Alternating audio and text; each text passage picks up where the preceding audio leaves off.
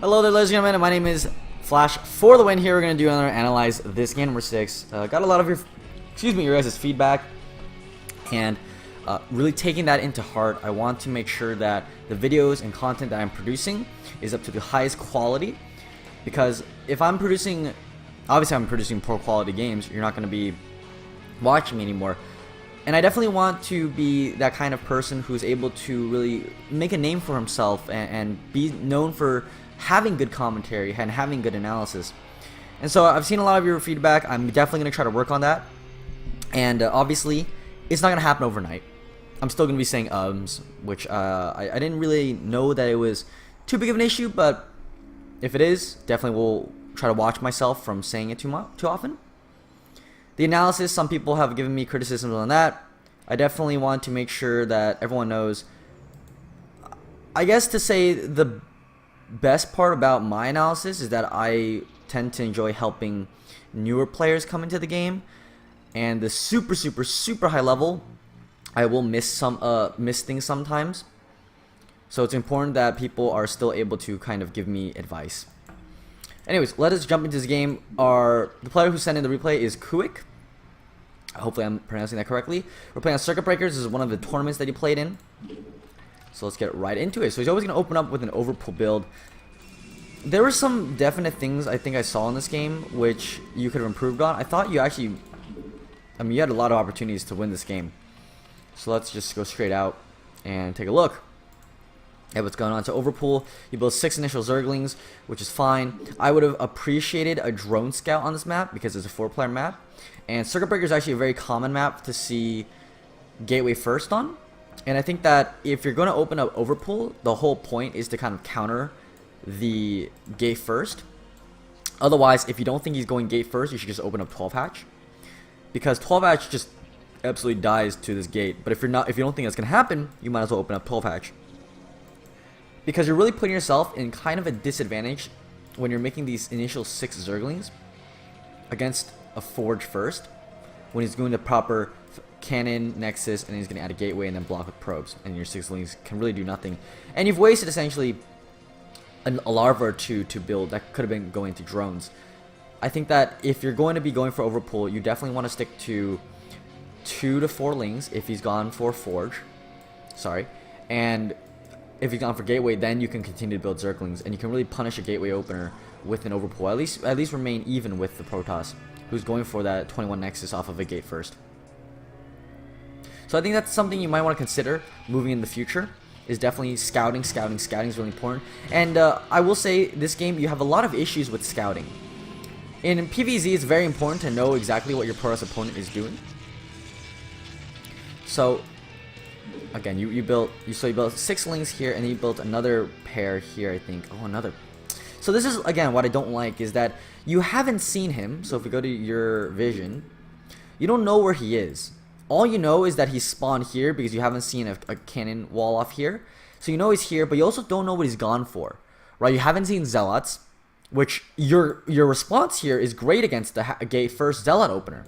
But because he's gone for Forge, you're going to walk in and you see, oh, he's got a wall off. I've just built 3 larvae here. 4, 5. You've spent, how many lings is that? Yeah, 6, right? So you spent 5 larvae on, I'm not gonna lie, pretty much nothing. You're gonna deny this probe scout, cool, that's great. But you've wasted, not wasted, you've spent 5 larvae building 10 Zerglings, which you only needed about 2 to 4, because he didn't go gate. So really want to drone scout on 4-player maps. And hell, even sometimes you want to drone scout on a 3-player map, because you want to understand what your Protoss opponent is doing, because you really need to react to what they're going to be doing. Protoss is a very straightforward build order, right? They just go either gate or Forge first, get their expansion, build cannons, get Corsairs, and get a bunch of gateways, get Storm Tech, and then get a 3rd. That's pretty much how their game plan works, right? So if you're Zerg, what you want to be doing is you want to see, are they going to be aggressive with their Zealots, or are they going to play passively? And based upon what you see from the Protoss is how you're going to react accordingly. So let's continue on here. You kill off the probe, which is good. I'm going to slow down just a little bit. Well, actually, right now there's nothing that's going on. You're just doing your standard builder, so I can fast forward through this. I know a lot of people didn't like how I kind of just sat here. Okay, so here's one thing. You start moving this overlord back. Watch this where this overlord's going. You move it back. See, this is another issue I have is when you're Zerg, you want to move your overlord. You want to sack an overlord to get scouting information. Because one, generally these days, Protosses aren't going to build that Dragoon. Back in the day, a lot of players, what they would do is they would build that Dragoon just to kill off scouting overlords. But nowadays, you don't see Protosses do that anymore. So you have the luxury of sacking an overlord to get scouting information on his base, which you currently have no information on. Obviously, you're expecting him to play standard, but you never know. What if he's building 3 gateways right here and he's going to go for some 4-gate zealot rush? You're not going to be prepared for it. You're going to just suddenly see a bunch of zealots walk out, and you're going to be like, oh, I can't really deal with this anymore. You also know his gas timing. Sometimes, if they're not going gas, maybe they're building more gateways because they want more probes on minerals. What if they do have their gas? Well, then they might be playing more standard, right? So, this overlord here, you probably want to put it into this position. This overlord here, you want to definitely keep it above here. Listen, if you lose a couple of overlords to Corsairs, it's not the end of the world. Just rebuild them. And it's definitely worth it to understand what the Protoss is going for. So scouting is very, very important. Always important. I don't even know if you got speed in this game. Okay, you're getting speed now. But you're getting Spire. Good. You know, you're following us the standard builder, 5-hatch Hydra. Very, very standard and typical. So, I don't have anything to say about your builder. Your builder is fine. I will say for this base on Circuit Breaker, the mineral onlys, if you're going to do this, I would strongly suggest you place your hatchery here or here. And then place your den maybe here or here. And then build your sunkens near, closer to your minerals. And the reason why is because if the Protoss has sent out a scout here with a probe or two, to try to get more information on here, he'll see that you have a really undefended sunken colony. This sunken colony is not very good. It's good if the zealots are coming from this direction or this direction, but if they're coming from this bottom ramp here, they can literally just walk in because there's nothing blocking the sunken colony from getting surrounded by zealots. This one's a lot better. Typically, I see a lot more Zergs put their hatchery here and then their evo chamber like about here, and then put sunkens along this area. And then maybe a couple here, but this is fine too. I don't really have complaints. The complaint I have is this one here, is this setup, because you're not really walling off any portion of your base from the sunkens. Remember what the SimCity is for. The SimCity is to defend your buildings. You're gonna build your sunken colonies behind it, so when the time comes and a zealot attack comes in, you have time to rally your drones and drone drill onto this mineral patch, and then block the zealots from attacking this one sunken colony. So that's something I wanted you to work on a little bit, is your walls on certain maps. So on Circuit Breaker, if you're going to go for, especially if you're going to go for this mineral only base, definitely need to figure out a good wall. Like I said, you know, getting your Hydra upgrade and everything's working dandy. And again, right about now is when you should have seen a Corsair come out and start scouting you. Because you don't see this Corsair, which is, I'm a little surprised. I think your opponent doesn't quite know his timings. Because he got his gas just a little bit late. So you should see this Corsair really be able to get some scout information and start killing out some overlords. But because you haven't seen it, this is where I'd be a little bit worried. I'd be like, you know, is this Corsair, what is he doing? Is he not going for Stargate? Because if he doesn't go for Stargate, maybe it's a faster big Dragoon attack, right? Because of all the gas that he's not using on Corsairs. Maybe he's for Dragoons, faster tech with the Citadel. Because if you think about it, if he's not going for Corsairs, your automatic assumption is he's gone for faster Citadel Vadun, he's getting faster leg upgrades, he's getting faster Storm, he's going to get more gateways out. So you should consider these ideas, and this is why scouting is really important. Now obviously you've assumed that he's gone for Corsairs, which you should never do in a game of StarCraft. You should really never try to assume what your opponent's doing. You always want to have information on what they're doing. So Fog of War is very important. Your opponent makes a lot of cannons. I guess he was thinking Mutos were going to come. But if he scouted your mineral only, he knows that Mutos can't really come because you're going to need 3 gas to really supply Mutalisks. At least better. So, you build a couple Scourge. This is good. You should probably try to hover your Scourge. Okay, this pair is good. Maybe you want to hover a pair of Scourge closer to this Overlord here. Maybe hover around this area. Because, I mean, this guy, for whatever reason, isn't really doing anything with his Corsairs. but they would be trying to finding these stray overlords over here. So maybe you want to consider bringing these back now that they've kind of, I guess, done their duty. I don't even consider that an idea. You got a ton of overlords, a little bit clumped up if you went for two Stargate Corsair, but he's not, so it's fine. So now he moves out with Corsairs. Let me see what we're gonna do here to defend. I'm gonna slow things down just a bit. I have watched this. I just want to make sure that I'm seeing everything correctly, because I may or may not have forgotten. This DT is gonna kill all these Zerglings. Oh, that feels bad, man. So I know you lose all your Zerglings, and it's like whatever, really. It's not too big of a deal. But if you're having Lings here, you're not doing anything with them. You're not, he's not gonna take this third base. He's gonna take this mineral only or this 9 o'clock position first. So there's no point in having your Lings here. You want to make sure that every one of your units has a purpose, right? What is this Overlord doing? He doesn't really have a purpose. He's not really scouting out your opponent's base. This Overlord's same thing. He's not really scouting out your opponent's base. So you want units to have a purpose in this game. And so these Hydras have a purpose right now. They're defending their Overlords. These Scourge have a purpose right now. They're also defending the Overlords.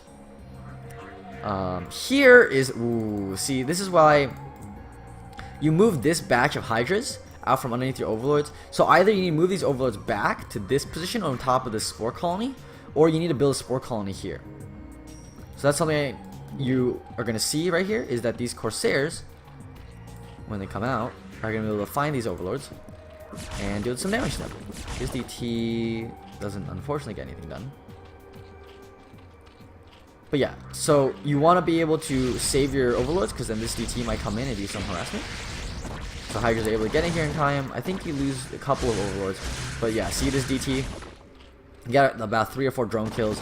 You're going to finally pick it off, but this is why you want a Spore Colony, either here or here, to be able to defend your Overlords. And then you can let your Hydras leave defending the Overlords. Because that's what the Hydras are for, remember? Is if every unit has a purpose in the game, with the purpose of your Hydras are in the beginning to defend your Overlords from Corsairs, and then once you've gotten either Spore Colonies or Scourge up in time, or you have enough Hydras where you can save a couple of them to defend, that's when you're able to push out across the map, which is exactly what you do. And it's a good timing, because you know that the Protoss, with this leg upgrade and with the Storm upgrade, wants to really take this third base. But remember, you should be scouting this. You should be knowing when this third base comes. Because what if he doesn't take this third base? What if he's just going for an all-in? Then your pure Hydra army is not really that great. You probably want to get Lurker upgrade immediately. You probably want to do something else. Maybe get Mutalisks, or more Zerglings, or more hatcheries. The idea right now is you're pumping a ton of minerals into this big Hydra army, because you expect your Protoss opponent to not have such a big army, and he's grabbing a third base. So again, you have assumed correctly because your opponent is playing standard, but if he wasn't, this is the time where you really need to scout. Like I said, scouting has kind of been a little bit of an issue for you this game. Again, scouting what kind of army composition he has. Generally, a Protoss may or may not have more than this many High Templar. You can assume, because of the timing of the High Templar, because of the timing of his build, you can now see what kind of ability it is based upon this army composition, that he probably has at most 3 storms between his High Templar, or 4. So if you can try to snipe his High Templar, that'd be great. That's a good storm dodge. Another decent storm dodge. Here, when he's pulling back, you didn't really target fire the High Templar down, which is a little bit of an issue with me. Do that next time. See, this one got a little bit away, but it's fine. And now he's trying to reinforce off of his 6 gate here with just Zealots. He's not pumping out of these 2. He's got a couple High Templar banking some energy for Storm. He's not getting the amulet, unfortunately. So right here, let's look at your mineral count right now. You're filling about 600 minerals and about 1,000 gas. And you literally just went through a cycle of larva. Right? Literally every single larva right now is building. So what does that mean? Also, you got a second evolution. I'm going to talk about this later. So what does this mean is that when you're banking this many minerals and gas, you need to throw down another hatchery. At least one more hatchery. Which is the reason why these days, when you see Zergs play against Protoss, they won't go for the 5 hatch anymore. They're going 6 hatch. Because they've been able to drone up enough to the point where they're able to afford a 6 hatchery of worth of production rather than just 5. And this may have actually turned the game in your favor, and you might have won the game based upon this. So in the future, when you go through a big cycle and you see you've banked up a decent amount of minerals and gas, this is roughly about the time where you should probably either consider tech switching into something more more gas intensive and mineral intensive, or you have to add a second hatchery, or a third hatchery at this base right here. And you'll see Hero who plays this style of Zerg, who's really aggressive, gets the mineral only, and then plays really aggressive with Hydralisk, you'll see a style getting this third hatchery. So you want to be able to make sure that you're watching your macro, because this is an issue. You're a good player. You're not bad by any means. You're a good player, but small things like this, it's not even, I don't think it's small actually. This is a pretty big deal when you're floating 600, 1000, and you're not going to be getting lurker aspect, for example, or you're not getting a third base. Let's continue here. So you see this right here, you know, you're trying to micro Hydras, good. But when you see this big Zealot macro, what can you assume is that he's trying to use Zealots to defend right now. What does that mean? It means he's not building High Templar. So because of the fact that you've banked up so much gas, what is a consideration that you might want to consider is going for a big Muta switch once these Hydras have kind of rallied back over to this base. Because you might be able to kill off this third base, and then he has to defend with Storm, which then you can come in with Muta and snipe them, and then kill the rest of his base. Because he actually just lost all of his Corsairs. You see these Corsairs right here?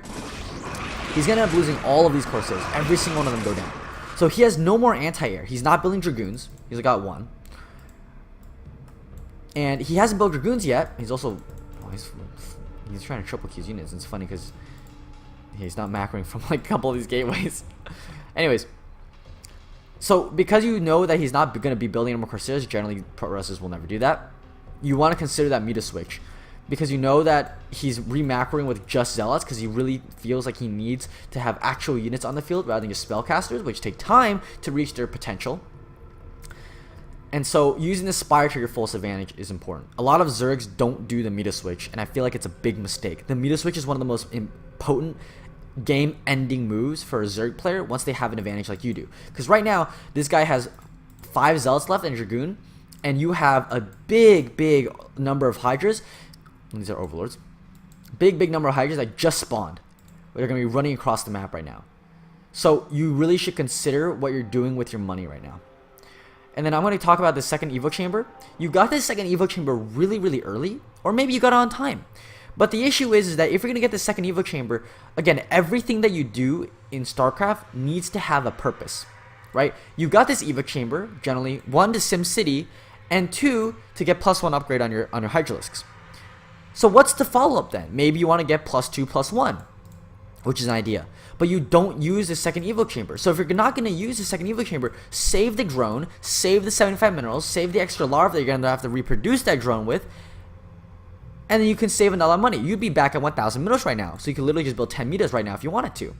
So consider that as an idea as well. You really want to make sure that you're not just randomly plopping down a second Evo Chamber that you're going to say, oh, maybe 5 minutes down the line I'm going to use. Use it immediately. If you're going to build it, use it immediately. It should have a purpose. So there we go. You're trying to overwhelm his units. That's great. So again, you're floating a lot of minerals. You should probably think about getting Lurker aspect right now. Again, getting a 6 hatchery here, or doing the Muta switch. Because again, he has no anti-air right now. He's got High Templar that he needs for Storm. So, and this is the idea of the Muta switch, right? You know your opponent must use Storm in order to kill off your Hydras. That's the only equalizer. If you get Mutas, then they don't have any more Storm, and if they want to deal with the Mutas, they have to get either A, anti with Dragoons, which don't do very well against Hydralisk. Hydralisk are very good against Dragoons, because they out DPS them. Or 2, I mean, unless Dragoons get into really high numbers. Or 2, they're going to be forced to use an Archon to defend against Mutas, which in that case, they're not going to have 2 High Templars for Storm. So really consider a Muta switch. I think more Zergs these days need to incorporate it more. And if you're a Zerg player watching that really struggles with PvZ, the Muta switch is one of the most important things about Zergs that they underutilize in their kit. So let's continue. He's getting goon range now. Doesn't have a robotics facility yet. And you're coming in here and you're going to deny his third base. So as a Zerg right here, something's very crucial. You're actually starting to lower your minerals quite a bit. That's good. Are you getting anything? Oh, okay. You started your upgrades. Good. So as a Zerg player, what are you going to think now? 1, he might go for an all-in. Or 2, he's going to try to reestablish his third base. But this third base will go down. So what does this mean as Zerg? Right now, you're really far ahead. This army can beat whatever army that Protoss has. And so, in this situation, you might want to either consider, again, going for the kill by adding more hatchery and, Muta switch or Lurker. Or you can play back, grab more hatcheries, grab your third gas, and tech up the hive. Either one of these is okay. And unfortunately, you picked the mistake of doing neither. You go for an attack and try to end the game because you got a little overconfident. One is that your hydras here are getting caught out by these units. Granted, the storm here wasn't the greatest, but at the same time, your attack at the front here is not the best. You're killing the cannons is fine, that's great. But again, you should probably send an overlord into your base because you have overlord speed to understand what the Protoss is doing. Your Protoss is going to be, one, having the defender's advantage, and he has 8 gateways up right now, and he's already putting down more to defend against this. So essentially, the Zerg, or sorry, the Protoss is kind of pseudo all-in right now, right? Because he doesn't have a third base, and he's building more gateways here to defend against your attack. So, in this situation, again, you're still building hydras, which, I mean, again, it's fine, but you really need to consider what you're going to do next, right? Maybe go for an overlord drop is an idea as well, with lurkers. Are you getting lurkers? You finally are. That's why your minerals and gas went down, huh? So, you know, microing your hydras. Sorry, my mouse movement's a little spastic there. Microing your hydras is important, but right here is when you should pull back. Because one, he's got a lot of zealots now. The zealots are starting to outnumber the hydras. He's got more storm energy that's going to be banking up with these High Templar. And you should realize that whenever he has a macro cycle come out, he's got about this many units to come out. You should try to understand what the gateway count is. Also, when you get pushed back in these bridges as Zerg, definitely not where you want to be. So getting pushed back here, getting pushed back. And you should really try to understand again that one, your macro is slipping a little bit. You're starting to bank up 3 larvae per hatchery. You're getting your upgrades, which is fine. Again, you see, here's another issue. You're getting carapace upgrade. Great, you're getting carapace upgrade. What is the second evolution chamber doing, right? You don't need to get this second evo chamber if you're not going to be upgrading 2 at a time. It's like a Terran player getting a second armory really early on in the game and then not using it for anything in Terran vs Protoss. So a lot of Terrans, against Protoss, that's why they only use 1 armory in the beginning, and then right when they're about to right when they want to get their second upgrade, the +1 plating, while getting +2 upgrade on weapons, that's when they build their second armory. So don't build buildings that you don't need to. And so right now, you don't have that many hydras here. You only got about 1 control group of hydras versus a pretty good amount of zealots and a couple of High Templar. This is not where you want to be as a Protoss player, obviously, but unfortunately, the storms here were pretty good for Protoss. And is it really able to hold on? And again, see, another macro cycle is going to come in. You should try to see what the macro cycle is, because once this macro cycle comes in, you should try to see how many units are coming down this ramp.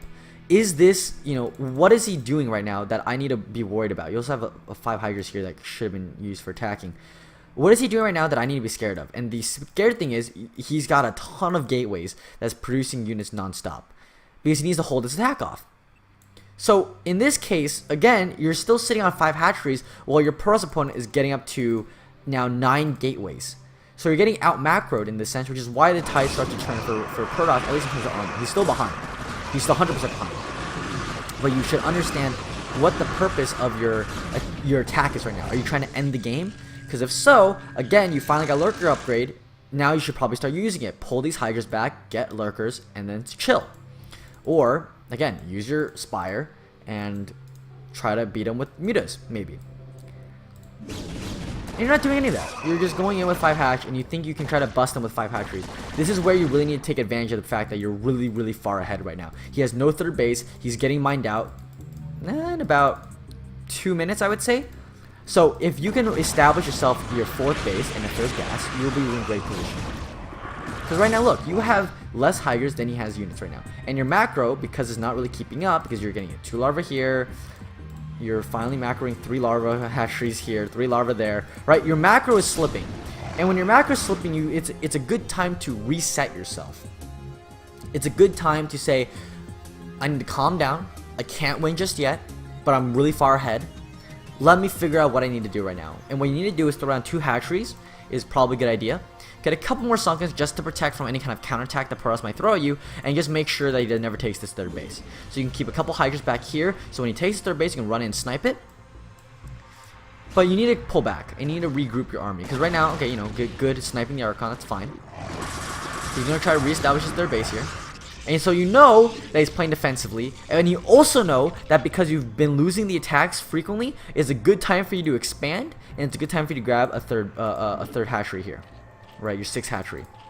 Again, Evo Chambers not doing anything. So again, your 2nd Evo Chamber literally has been completely useless all game, because you could have just gotten carapace here and then just waited, and you're not getting any more upgrades. So again, you're finally grabbing this base. That's great. And you're finally spending your money better because you're building up lurkers. But this should have been a lot earlier because you were floating so much money in the middle portions of the game. So really try to understand that. Again, look, your Protoss opponent's scouting. He's sending in a Zealot to just see, where's my Zerg opponent's army right now? How big is it? You should be using this with your Scourge because you know, again, he just lost all of it. Well, not just, but he lost all of his Corsairs earlier. This Scourge now don't really have a purpose other than maybe guarding shuttle play, which he probably won't be going for because now that you have lurkers out, he has to build observers instead of a shuttle. So this is fine. You can try to get a contain here at this position with your lurkers. In which case, if you're going to be building contain, it means you're going to try to push the Protoss back and pin him back. Which means you should be droning, getting a couple more drones here. So once this hatchery finishes, you're able to saturate this base really quickly. And again, 3 larva Zerg, not where you want to be. You're getting double upgrades again, which is why your money's kind of low. But again, you're really not using the full capabilities of Zerg right now, and that's a little bit of an issue because you also got a ton of lurkers building. I feel like you don't even need this many lurkers. This amount's fine right now. But anyways, you're gonna go up to like 12 lurkers. You're not gonna have, see, the problem is you're not gonna have enough to tank in front of the lurkers. You need a couple of Zerglings, I think, in this position to kind of beef in front and hold back the Zealots to AI them when they attack move into your army. The Zerglings can distract the Zealots while your spines are raining down the army. So here we go. You're pushing also up a ramp. This is a great storm. As soon as you see this storm and also the fact you're pushing up ramp against a reasonable amount of Dragoons at this point and storm, not a good time to be in. Just pull back. Again, you're fine. You're ahead economically. He doesn't even have his 3rd base running yet. He's running Dryad as main. He's gonna start running Dryad as natural. You're fine. You got your 4th base. Grab it on the hatchery maybe. You know, you've got upgrades coming. Stall for this 2-2. It's a good timing. Your opponent, you can check his upgrades. He doesn't even have +2 yet.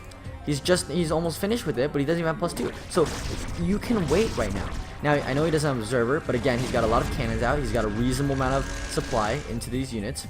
And again, you're sitting at a pretty low supply count even with these lurkers out. So you need to worry about what you're doing with your overall strategy. Okay, pushing up the ramp.